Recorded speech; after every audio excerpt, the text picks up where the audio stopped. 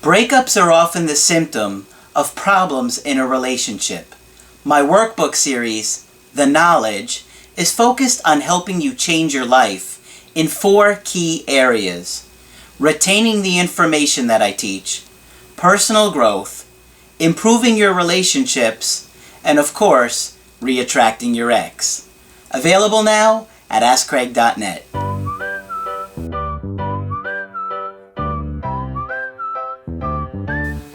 Hi there, I'm Coach Craig Kenneth. I'm Coach Margaret. And today we're going to be talking about attachment styles and communication. And this is a really important topic because understanding that people that have different attachment styles will communicate differently. Yes. It's a better way of understanding how your partner is and how you are in a relationship. That's right. Okay? So Margaret is going to go over these with us today, and I think you guys are going to find this very helpful. All right. Now we all know that the best, most wonderful kind of attachment to have, if we're lucky enough, is a secure attachment. Yes. And that means that we're not really worried about being abandoned, and we're not afraid to get hurt in relationships. So we're not anxious and we're not avoidant. Mm-hmm. We're secure. At least more reasonably. More reasonably secure. There's nothing perfect in this world, and no parenting is ever perfect, but there can be a huge variation. Okay, but if you're reasonably securely attached, if you had good enough interactions with your parents, then you come out with a pretty secure attachment. And you enjoy good self-esteem, you're not anxious about being in relationships, and here's the important thing I wanted to get at. What's repeatedly in the literature is that you will not have a hard time communicating with your partner about attachment issues if you're securely attached. Okay. It will be easier for you to put words to your feelings and convey it to your partner. It'll be easier for you to communicate your feelings. Yeah.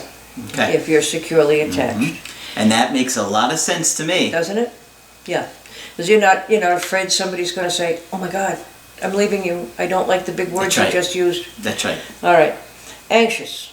Now we know that anxious people are perpetually vigilant, and a new term for you, rejection sensitive. I think rejection sensitive. I like that. Don't you like it? Yeah. Always worried about being rejected.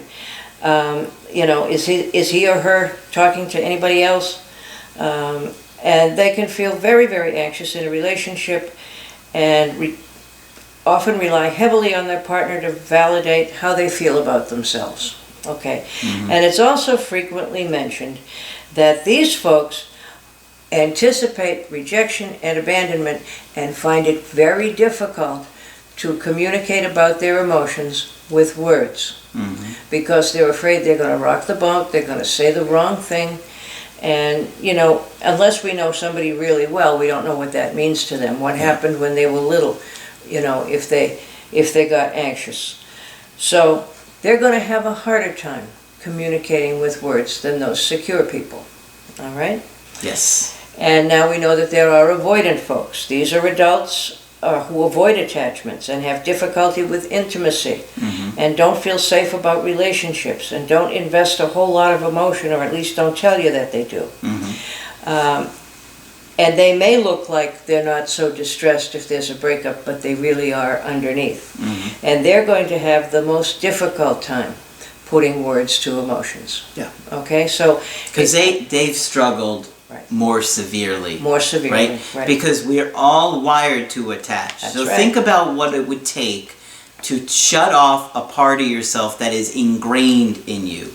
Good point, Greg. Right? Yes. It's like a biological function. Right. And it's like saying, because relationships, a big component of it is to keep you safe. Right. Right? The bond you have with your caregivers is essentially to keep you safe. Right? So think about what must have happened in somebody's life that the very thing that's supposed to make you feel safe feels dangerous.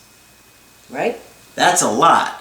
Okay? Because that is the very thing, the very fundamental of how human beings feel safe is our relationships. Yes. And that is shut off, and now you're saying, nope, these are not safe, they're dangerous, I don't like them, I'm not going to do it. I'm walking on eggshells if I'm anxious, And I might be afraid of getting in trouble if I'm avoidant. Relationships have not been safe for me. Yeah. And when you hear some people's life stories of how volatile their parents might have been and how crazy things could get, you can understand where it comes from. Yep. But here's what I decided. These secure people have it all, right? They have nice relationships and good self-esteem, and it's much easier for them. And that's no fair, because none of us chooses the family we're born into, okay? If we're lucky, we're born into people who can provide us with a good enough environment for us to be on the secure side of all this. Yeah. But if we don't, it's not our fault. No. And I've recently, in this past week or so, heard people kind of beating themselves up for their attachment style, and you can't do that. You didn't buy it at the store. You didn't pick it out. Yeah. You know, it came upon you. But there are many things you can do once you're a grown-up to change your attachment style. Right. And we're going to be talking about that in the future. So don't beat yourself up for that. The important thing is to learn about it and learn what to do with it. Absolutely. Okay, so, but I want to... Awareness is key. Yeah, awareness is key. And as you could see, when I teach these things, and Margaret teaches these things for you guys, you start to wrap your head around the problem and see things more clearly. Right. And when you start to hear it over and over again, you start to think, oh, wow, I did do that. Or they did do that. Yes, things make sense. So, suppose you decide you may be anxious or avoidant, but you want relationships. So what are you going to do to work on it? So you even learn that to have relationships, you're going to have to communicate with words. Yes. Okay? You don't have any because you've never heard them, or you've never heard it done. Or you've been too afraid to do it. Yeah. Maybe you made attempts when you were little, Right. and you were shut down. Said your feelings didn't matter. And I've heard that many, many times, and it's always startling to hear it. You know, I told my mother I was hungry, she knocked me across the room. Now that's an extreme. Or I said I wanted to go outside, and they told me I was selfish and I shouldn't bother grown-ups for stuff I wanted. People hear all kinds of things that discourage them from communicating or from asking for what they need. Yeah. And there are articles on communication galore. If you look up communication on the computer, you will be overwhelmed by the response. I found out quickly when I did that. But they all tell us how important communication is. Well, if I don't have the words and I'm not used to it, what use is that? And then they tell us what not to do. For example, if you're having a fight with your partner, avoid the words always and never. We already knew that. You never take out the trash. I always do it. See? I told you. Okay. If you're having a fight, okay. Don't bring up issues from the past. Okay, so I can't use always and never, and I can't bring up issues from the past. That doesn't tell me what to do. So how do I know? And if you did bring up an issue from the past, at least try and articulate it in a way where you can say, here's the pattern. You keep doing these things. If you notice, I asked you on this day, and this day, in a way where you're kind of maybe focusing on the actual behavior and not an attack on their character, at least. Well, here's the next two common suggestions that they give you. Don't start sentences with "you never take out the garbage." Okay? What you can say, or "you never talk to me when you come home from work." Use I statements. That's right. I have asked you to take out the garbage, and you have. And then other times when I remind you, you get really mad. Okay? I do. I get so mad. I know you do. You say some naughty words sometimes, too, that I wouldn't even repeat. I don't know, Margaret. People have heard you curse on here. Yes, they have. And they liked it. When you come home from work, you never talk to me. Okay. Well, what's the person trying to say? You never talk to me when you come home from work. What am I trying to tell you? When you come home from work, I want to connect with you. Yes. And I feel like I want to Right. get in touch with you. I want to engage with you. I missed you. Yeah. So even sometimes if we say it wrong, you never talk to me when you come home from work, the meaning can be deciphered. Oh, I see. You want me to talk to you when I come home from work. All right. And if you don't like that, then tell them to give you a half hour. Yeah. You know, to calm down or whatever works. Let me take a shower first. Let me change. Let me relax. Let me eat dinner. Then we'll talk. Some people need to unwind a little bit. Yeah, absolutely. And kind of separate from what they... I have days like that. I don't want to hear the television telling me anything. especially the bad news of the day. And one of the most important parts of communicating is listening. Really listen to what your partner says. Don't judge it as stupid or silly too quickly. And just listen. And here are some of the tricks they teach you in counseling school. You say things like, uh-huh, that's a big one. They tease us, in fact. I've had people say, well, you went to work all day. What did you do? Sit behind a desk saying, uh-huh? Uh-huh. Yeah, but it took me a long time to know when to say, uh-huh. All right. I hear you saying that you'd like me to talk to you after work. Check out what you think you heard.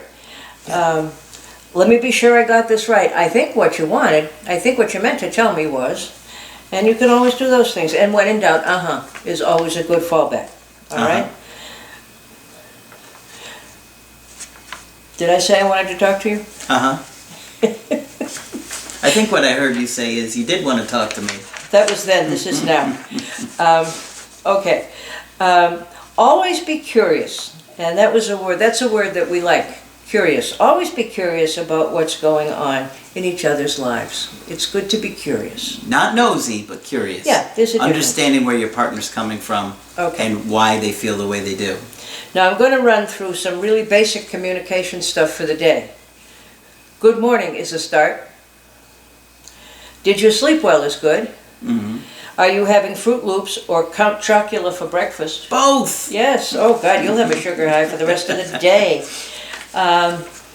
What happened to you at work today? Mm-hmm. I did not sleep well. My mother already called 3 times and wants stuff. I hope you have a good day and don't punch the obnoxious guy at work. There are all kinds of things, I'm being silly, but there are all kinds of things you can communicate about and talk to each other. You don't have to sit in silence for fear you're going to rock the boat. Yeah. Okay? So silly though that may be, what I'm saying is talk about anything. Yeah, just talk. And once you start to understand your attachment style a little bit better, you'll understand maybe why you communicate the way that you do and the way your partner does the way that they do. And that maybe they can't communicate as openly as you can. Right. Maybe it's not that they don't love you, it's just that putting those things into words isn't easy for them. And if you just get upset and angry and lash out at them, it's not going to make them want to open up or feel safe to communicate more. And I have seen the look on people's faces sometimes when I have suggested even the most basic verbal communication, and it's terror. Yeah. People really being afraid that something bad will happen. And of course that's going to make you anxious, and of course that's going to make you a little bit avoidant of relationships. Are these safe? Yeah. Yeah, you know. Patience is key. Yes, patience is key. Patience is key, because what I have found oftentimes is that your partner is likely the opposite attachment style that you are. So if you're anxious, they're avoidant. If you're avoidant, they're anxious. Right. And so you see their way of doing things as a bad thing. But when you can get to a place where you see it as, hey, that's okay, that's who they are, as opposed to trying to force your way of doing things onto them, and you get more understanding, right. You become almost more whole together as you know, like the yin and the yang. Right. I really like that. Yeah. And it's safe to communicate with me. I'm not going to get mad at you. Mm-hmm. Or it's safe if you're not ready to communicate yet. Yeah, sure. You gotta let those of you that are anxious have to let your avoidant partner know that it's safe if they're not feeling like talking right now. And be really aware that if they try it, it has to work out. You've got to provide, you'll love this phrase, a corrective emotional experience. So if they do try communicating with you... Margaret's throwing those big words out there. A corrective emotional experience. What's that? It means that you're going to do the opposite of what happened in your family of origin. That's exactly what it means. So if when you said, "Good morning, Mom," she said, "Oh, shut up, you little brat," and you say good morning to me and I say, "Hello, I'm looking forward to another day with you," it's going to be a totally different experience. Okay? And one way that people have those is with their kids. Yes, that's true. That's true. Yeah, kids will give you a genuine, loving response. Yeah. And so sometimes, for those of you that do have kids, you're able to correct those things that you had with your family that were annoying or frustrating or made you unhappy or you with don't your want own to children. repeat, or you just plain don't want to repeat. Yeah. A lot of Yeah. people will say that and live Yeah. like that. I don't want to be like my dad. Right? I don't want to be like my dad, but unless you give it some thought, you will be. Yeah. Yeah. What do you want to be like Right. then? What do you have wanna to be think like? about, focus on what you do want to be like. And again, just for your reference, there's a little basic emotional assessment I saw on the computer while I was looking around for things about this. And it's a very simple little scale, and it gives you the 4 basic emotions. How is your happiness today, Craig, on a scale of 1 to 5? I suppose it's about an 8.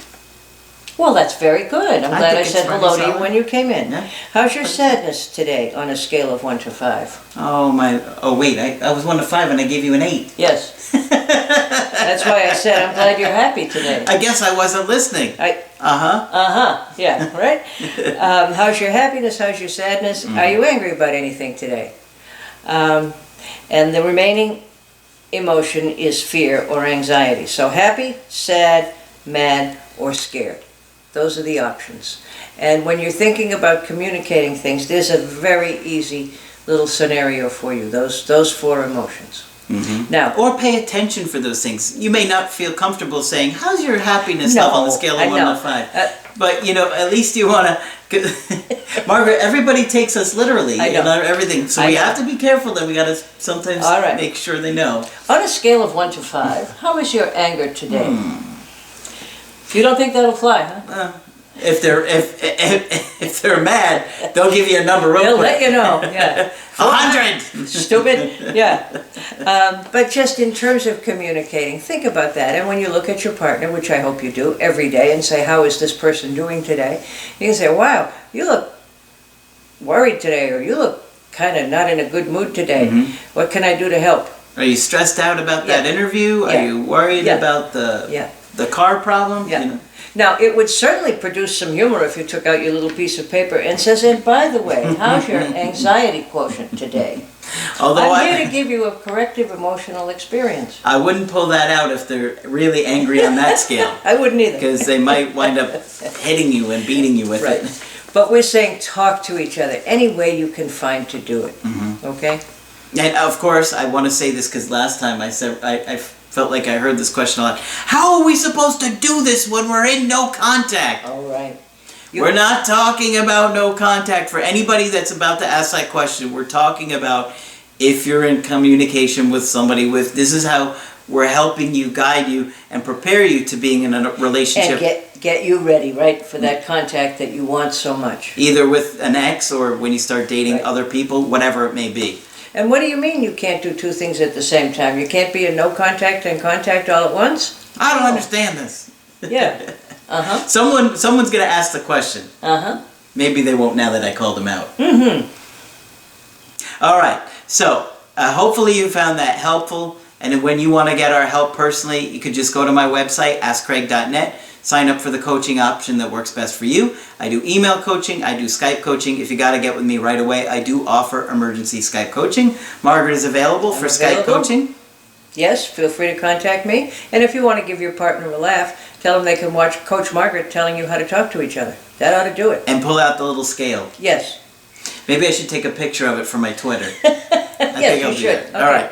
I on Twitter just do a search for Ask Craig Kenneth on Twitter, and you can add me on there. I put all fun things up there. Sometimes I put little comments or jokes or just little things that I can't put in a video with you guys. Oh, I have to think about that. I'll have many contributions to make, including my little scale here. I'll put that on there. Okay. All right. So that's it for this video. I'm Coach Craig Kenneth, I'm Coach Margaret. and we will talk with you soon. I'm Craig Kenneth, a relationship coach and a psychotherapist. Every relationship is different, and every breakup is different. Work with me, and you'll get professional help on your situation. Just click on the link in the description below, or go to my website, askcraig.net.